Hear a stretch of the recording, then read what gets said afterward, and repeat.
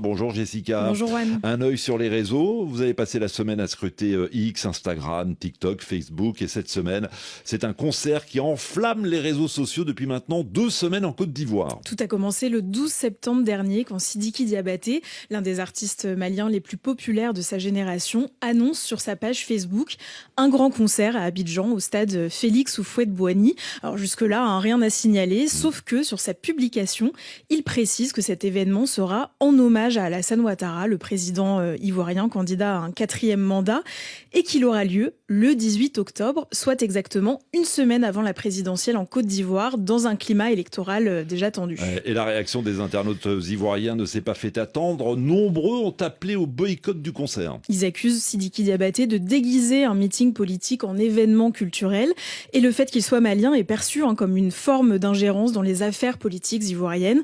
En tout cas, la contestation est massive. Sur TikTok, ce sont des milliers de vidéos qui dépassent parfois le million de vues, des lives, des débats avec des dizaines de milliers de personnes. Alors difficile de dire ce qui a fait réagir les autorités. Mardi, l'Office national des sports a annoncé l'indisponibilité du stade Félix Houphouët-Boigny le 18 octobre. Du coup, le concert de Sidiki Diabaté ne peut pas avoir lieu dans cette enceinte mythique d'Abidjan.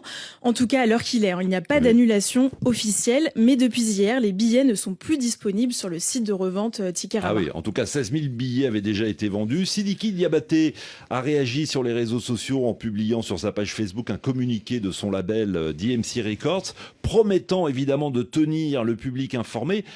La publication de Sidiki Diabaté a suscité des milliers de commentaires. Je vous en partage quelques-uns. Aucun grand artiste ivoirien n'oserait organiser un tel hommage en faveur d'un dirigeant malien dans un moment de tension.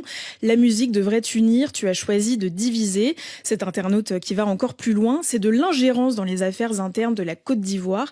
Un artiste malien qui vient faire un concert en hommage à un président candidat pendant la période électorale. Il se moque des Ivoiriens. Et celui-ci qui réclame lui aussi l'annulation de l'événement. Ce concert est à une semaine exactement du scrutin, un moment décisif pour l'unité de la stabilité de notre belle patrie. Sidiki Diabaté doit faire profil bas face à la frustration d'un peuple. Et la polémique a également enflé par la prise de parole d'artistes et influenceurs ivoiriens aux millions d'abonnés. Je peux vous citer la star du coupé décalé de Bordeaux, très critique, ou encore le général Makosso qui défend Sidiki Diabaté. Ouais, d'ailleurs, une partie des internautes défendent l'artiste malien. Et oui, je vous lis quelques réactions. Force à toi, Sidiki Diabaté, tu as tout mon soutien, tu es un artiste, tu es libre de faire un concert ou de chanter à la gloire de qui tu veux. Ce commentaire plein d'espoir. Arrêtez de semer la division, la musique n'a pas de frontières. Si vous ne voulez pas aller au concert, restez chez vous. Moi, en tout cas, je vais y aller.